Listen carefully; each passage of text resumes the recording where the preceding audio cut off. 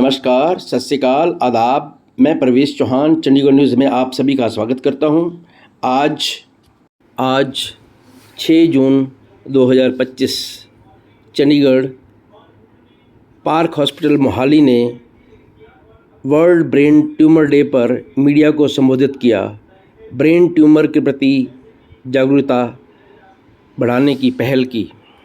Doctor Anil Sofat ने बताया कि ब्रेन ट्यूमर के अधिकतर मरीज आज की उन्नत तकनीक और समय रहते पहचान के माध्यम से पूरी तरह ठीक हो सकते हैं।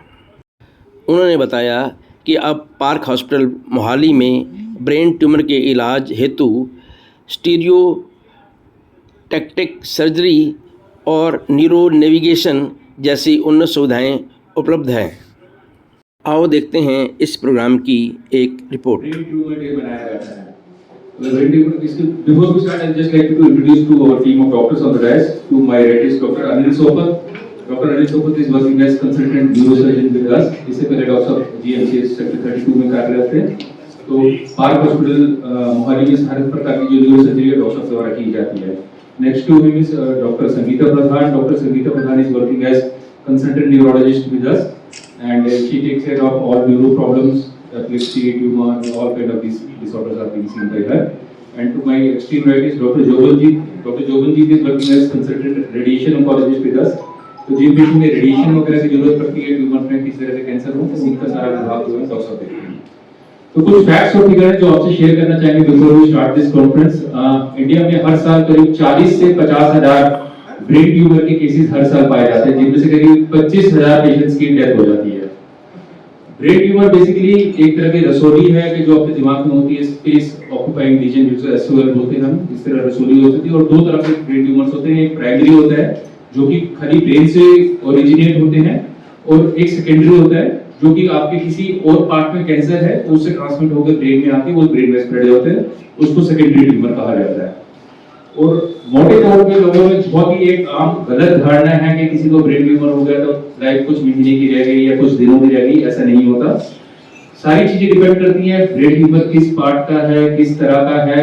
ब्रॉडली दो तरह के ब्रेन ट्यूमर होते हैं, एक कैंसरस या नॉन कैंसरस, जिसे कि हम टेक्निकल या मेडिकल लैंग्वेज में बिनाइन या मैलिग्नेंट बोलते हैं। बिनाइन यानी कि जो नॉन कैंसरस है और मैलिग्नेंट यानी कि जो कैंसरस है।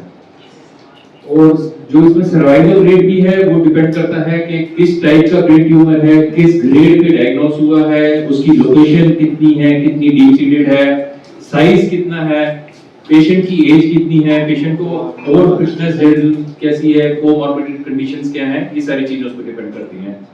और जो कुछ अर्ली साइंस और सिम्टम्स हैं ब्रेन ट्यूमर के, अगर हम आपसे डिस्कस करें तो उसमें है कि रिकरेंट हेडेक्स हैं, एक्यूट हेडेक्स हैं, गिडीनेस है, नॉसिया, पेशेंट को उल्टी आने की लगता है, सुबह सुबह ज्यादातर ये चीजें होती हैं, फिट्स पड़ रहे हैं, कोई मेमोरी का लॉस हो रहा है, पेशेंट ठीक से चल नहीं पा रहा है, चलने में लड़खड़ा रहा है, स्पीच की कुछ प्रॉब्लम हो रही है, ये कुछ ऐसे अर्ली साइंस और सिम्टम्स हैं जो कि ब्रेन ट्यूमर में हो सकते हैं। तो ऐसे कोई भी लक्षण हो पेशेंट को तुरंत अपने डॉक्टर से सलाह लेनी चाहिए।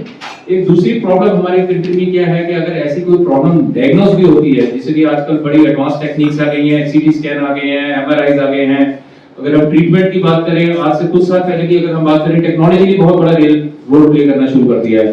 आज से करीब 10 साल पहले अगर हम देखें तो लैंडलाइन फोन होते थे, उसके बाद कॉर्डलेस फोन आए, उसके बाद आपके वायरलेस ये आपकी जो सेलुलर फोन आए, अब एंड्रॉइड फोन्स आ गए हैं, एप्पल आ गए, बहुत ही एडवांस हो गई टेक्निक्स। ऐसे ही टेक्नोलॉजी का बहुत बड़ा रोल है। अब जो ये सर्जरी हम करते हैं उसमें स्टीरियोटैक्टिक सर्जरीज आ गई हैं, उसमें नेविगेशन आ गई है, तो सर्जन को पूरा प्रिसाइज सर्जरी से पहले ही प्लानिंग में पता लग जाता है ट्यूमर कितना बड़ा है, कहां से एक्सीजन करना है, कौन सी नस बचानी है और कौन सी काटनी है। तो ये पूरी प्लानिंग बहुत ही प्रिसाइज हो गई है। इसके कारण जो आउटकम्स हैं बहुत ही ज्यादा इंप्रूव कर गए हैं और लास्ट 20 इयर्स जो ट्रीटमेंट आउटकम्स हैं बहुत ज्यादा इंप्रूव कर गए हैं। और इसका एक कॉम्प्रिहेंसिव ट्रीटमेंट होना बहुत जरूरी है, क्योंकि बहुत से पेशेंट में कैंसरस होता है, तो कैंसरस में आगे आपको कीमोथेरेपी लगती है, कुछ में रेडिएशन थेरेपी लगती है, रिहैब की रिक्वायरमेंट होती है। तो patient should go to a centre जहां की एक कॉम्प्रिहेंसिव ट्रीटमेंट अवेलेबल हो इस सारे चीजों की, तो उससे आपके आउटकम्स बहुत बेटर हो जाती हैं। अगेन रिपीटिंग टाइमली ट्रीटमेंट बहुत इंपॉर्टेंट है। पेशेंट्स को पता लगता है, पेशेंट घबरा जाते हैं, कोई अल्टरनेट मेथड मेडिसिन शुरू कर देता है, कोई होम्योपैथिक शुरू कर देता है, कोई योगा शुरू कर देता है। इन सब का ट्रीटमेंट इस इन फिल्म में नहीं है या बहुत लिमिटेड है, तो you should go to a centre जहाँ की एक कॉम्प्रिहेंसिव ट्रीटमेंट है, एडवांस न्यूरोसर्जिकल आईसीयूज हैं, न्यूरोसर्जिकल टेक्निक्स हैं, पूरे टीम ऑफ न्यूरोलॉजिस्ट न्यूरोसर्जन हैं, रेडियोथेरेपी का प्रोविजन है, पेट स्कैन अवेलेबल है, तो one should get treated at a centre where this entire comprehensive treatment is available. So we have a very small presentation कि tumour क्या होते हैं. Doctor Anil सोबत से मैं रिक्वेस्ट करूंगा पूरे डिटेल में बताएंगे इसकी क्या महत्व है, क्यों मनाया जाता है वर्ल्ड ब्रेन ट्यूमर डे और क्या क्या एडवांसेस हैं. Then we can take up the question answer session with you. Doctor जैसे सर ने इंट्रोड्यूस किया, मैं Park Hospital, Grecian Park Hospital Mohali में as consultant neurosurgeon doctor Anil Sofat में काम करता हूँ. एंड आज हमारा टॉपिक ऑफ डिस्कशन, जैसे बताया सर ने, ब्रेन ट्यूमर डे.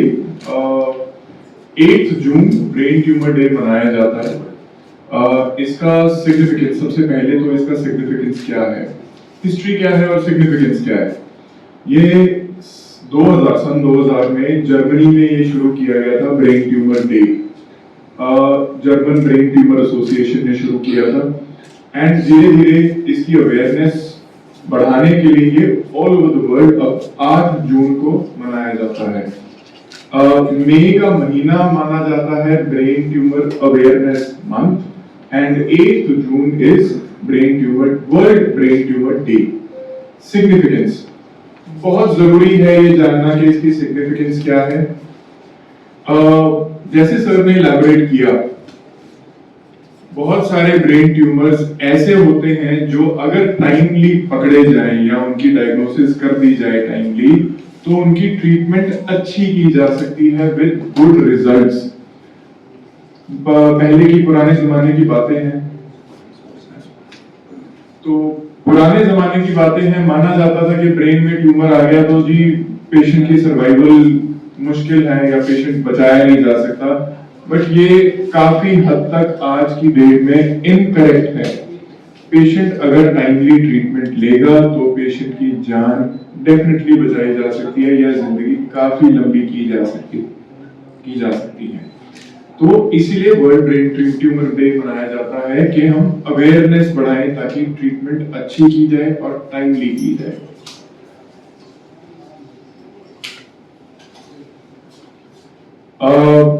इंडिया में अगर हम देखें तो कहा जाता है कि हर साल लगभग 40,000 केसेस ब्रेन ट्यूमर के डायग्नोज किए जाते हैं. ये तो सिर्फ वो हैं जो डायग्नोज किए जाते हैं. कितने केसेस और होंगे जो डायग्नोज ही नहीं हो पाते हैं और वो घर पे ही या बाहर किसी ट्रीटमेंट, नॉन मेडिकल ट्रीटमेंट, ऐसी ट्रीटमेंट लेकर जिनकी सर्वाइवल ज्यादा देर नहीं रहती है. 2% ब्रेन ट्यूमर्स जो हैं, जो ऑल कैंसर, जो हमारे शरीर में, पूरे शरीर में कैंसर्स पाए जाते हैं, उनमें से ब्रेन ट्यूमर्स कहा जाता है 2% होते हैं, which is a high number, significantly high number. Brain tumour awareness हमने करनी है. अवेयरनेस होने के लिए सिम्टम्स जानने जरूरी हैं कि ब्रेन ट्यूमर अगर किसी पेशेंट को है तो उसको कॉमनली क्या क्या सिम्टम्स होंगे. सबसे पहले पेशेंट कॉमनली जो पेशेंट का कहते हैं, वो कहते हैं कि हमें सिर में दर्द बहुत ज्यादा हो रही है, परसिस्टेंट हेडेक, एक्सेसिव हेडेक. ठीक है, इस चीज को इग्नोर नहीं करना है. हेडेक को अगर परसिस्टेंट है तो इसको इग्नोर नहीं करना है कि हमने पैरासिटामोल लिया और हमारा सिर दर्द ठीक हो गया. बार बार हो रहा है तो इसमें कुछ अंडरलाइन हो सकता है और उसको इग्नोर नहीं करना है. दूसरा, ऐसे पेशेंट्स कई बार कहते हैं कि जी हमें वॉमिटिंग होती है, नॉजिया होता है, खाना खाने के बाद उल्टी आ जाती है और उल्टी आने के बाद हमारा सिर दर्द थोड़ा कम हो जाता है.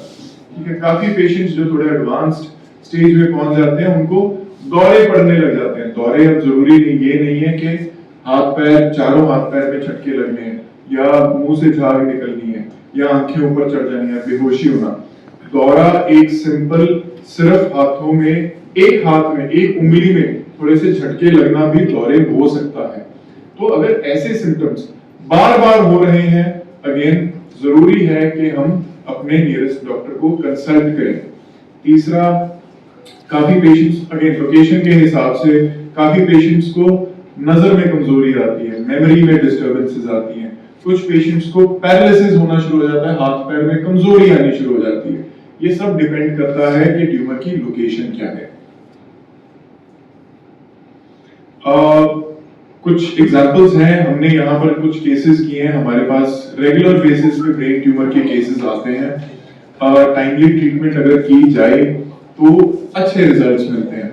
ये रिसेंटली हमने ये परसों ही ये केस किया है पेशेंट का। ये आप अगर यहाँ देखेंगे, ये ट्यूमर है, ये नॉर्मल ब्रेन है सारा, ये सारा नॉर्मल ब्रेन है एंड ये छोटा सा ट्यूमर है। ये पेशेंट, सर ने जैसे बताया था, ट्यूमर दो तरीके के होते हैं, एक तो प्राइमरी ब्रेन ट्यूमर और सेकेंडरी ब्रेन ट्यूमर। सेकेंडरी मतलब शरीर में और कहीं कैंसर है और वो दिमाग में फैल गया है। इस पेशेंट को लंग में कैंसर था और ये यहाँ ब्रेन में फैल गया। हमने सर्जरी की, टाइमली सर्जरी की और सर्जरी के बाद पूरा ट्यूमर निकल चुका है। ये पेशेंट आज की डेट में अवेक, कॉन्शियस और खा पी रहा है अच्छे से। Talking about new treatment modalities, हम ब्रेन ट्यूमर के आज की डेट में बहुत सारी ट्रीटमेंट मोडालिटीज आ गई हैं। कुछ ब्रेन ट्यूमर्स ऐसे होते हैं जो ब्रेन के अंदर काफी डेप्थ में पड़े होते हैं या कहीं ऐसे एरियाज में पड़े होते हैं जहां पर हम सर्जरी से पहुंच नहीं सकते। ऐसे केसेस में हम क्या करते हैं कि हम बायोप्सी लेते हैं। बायोप्सी लेने के लिए आज की डेट में एक बड़ा अच्छा नया यंत्र आया है या नई टेक्नोलॉजी आई है जिसे कहते हैं स्टीरियोटैक्सी। स्टीरियोटैक्सी में हम क्या करते हैं कि पेशेंट के सिर पे ऐसे एक फ्रेम लगाया जाता है, ये फ्रेम लगाया जाता है। इस फ्रेम की हेल्प से पेशेंट की जो इमेजेस होती है, ब्रेन ट्यूमर की एमआरआई की इमेजेस, हम एक कंप्यूटर पे पहले फीड करते हैं। हमने जहां से ब्रेन की बायोप्सी उठानी है, फॉर एग्जांपल मैंने अगर यहां से बायोप्सी उठानी है तो कंप्यूटर हमें एग्जैक्ट कोऑर्डिनेट्स बता देता है कि इतनी डेप्थ में जाना है, इतने एंगल में आपने एंटर करना है और यहां से एंटर करना है। तो ये फ्रेम लगाने के बाद हम वो कोऑर्डिनेट्स, ये देखिए, ये यहां से हम अपनी बायोप्सी की नीडल एंटर करते हैं तो ये कोऑर्डिनेट्स, एग्जैक्ट कोऑर्डिनेट्स इस पूरे फ्रेम पे आ जाते हैं एंड हम एग्जैक्टली वहीं से बायोप्सी उठा सकते हैं जहां हम चाहते हैं या जहां हमारे कंप्यूटर ने हमें गाइड किया होता है। अब वो देखिए नीचे वीडियो, ये बायोप्सी का हमारी साइट है एंड कंप्यूटर ने हमें गाइड किया है कि हमें एग्जैक्टली कहां से बायोप्सी लेनी है। ये एक और केस है, अगेन इतना बड़ा अगर हम देखें, ये ब्रेन ट्यूमर है। बहुत सारे लोगों में ऐसा ट्यूमर देखकर शंका आएगी कि हाँ जान नहीं बचेगी या बाद में जिंदगी मुश्किल होगी, बट ये पेशेंट को हमने सक्सेसफुली हमने ट्रीट किया है एंड आज की डेट में ये पेशेंट चलता फिरता पोस्ट कीमोथेरेपी, रेडियोथेरेपी एंड 2 साल हो चुके हैं इस पेशेंट को। Patient is absolutely fine.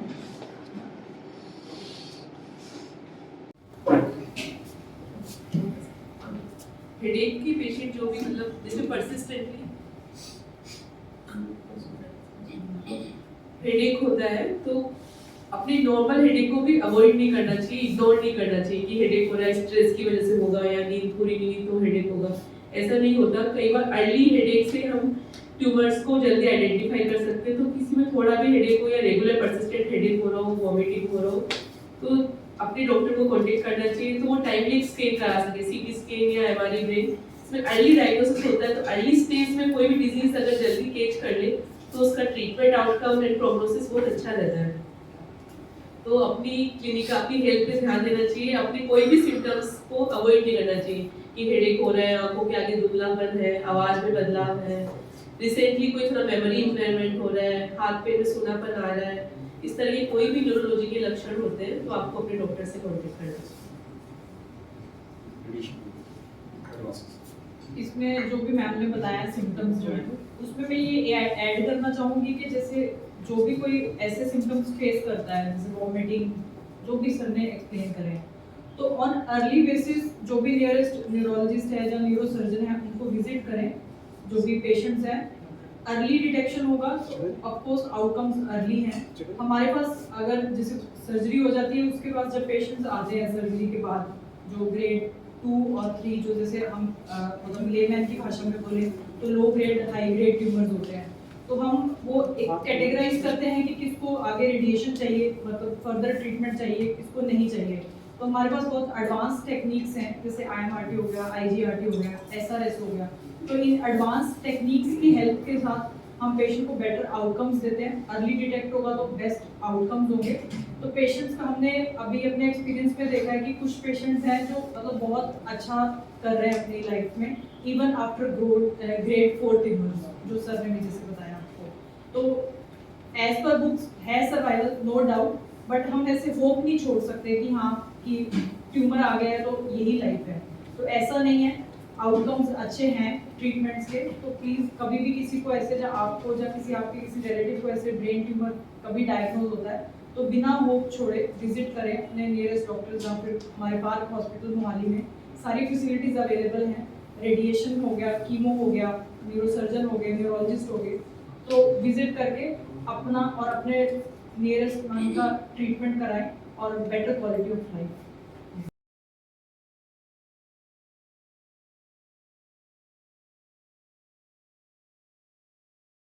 Thanks for watching. Please like, share and subscribe my channel.